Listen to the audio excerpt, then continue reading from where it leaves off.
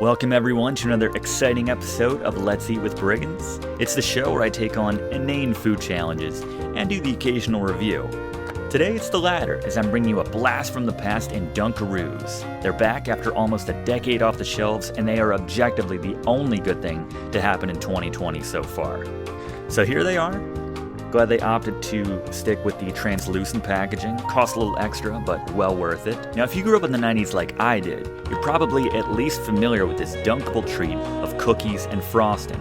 And fun names aside, it was actually a nice little snack between games of NBA Jam when you were focusing on a different kind of dunking. It was introduced in the early 90s, but it disappeared 10 or 15 or... I'm not really sure, to be honest. I don't do research on this channel. But nostalgia being the big seller that it is, Betty Crocker has revived and brought back this quintessential 90s snack. Single-handedly, I'm pretty sure. She flew to Australia herself to broker a deal with the kangaroos and everything. So for all you nutrition nuts, before we get into it, there's none in it. I mean, seriously, it's Dunkaroos. I think you know what you're getting into.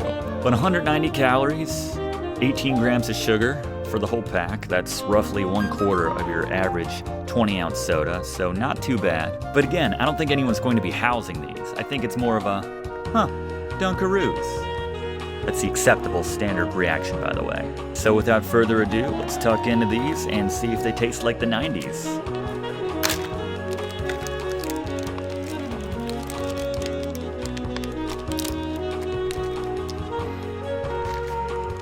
Alright, so first observation, it looks like they have swapped out the kangaroo-shaped cookies and replaced them with boring cookie cutter little circles with a big lazy D printed on the front of them. So I don't know if they couldn't get the rights from the kangaroos or what, but I immediately withdraw my praise for Ms. Crocker. It's almost like they were, "There's your Dunkaroos, you son of a bitch. They were born in the 80s, they'll buy them either way." Unless this is all just one big instance of the Mandela effect striking again, in which case I apologize, but I distinctly remember them being shaped like little kangaroos. Alright, let's say we finally tuck in and try one. So we take a cookie, we dunk it in the frosting, just like we learned in school.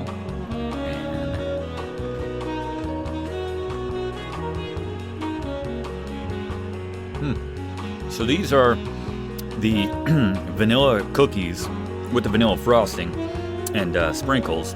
And the frosting kind of tastes like just your generic vanilla icing that you probably have in just like any kind of generic cream in the middle type cookies.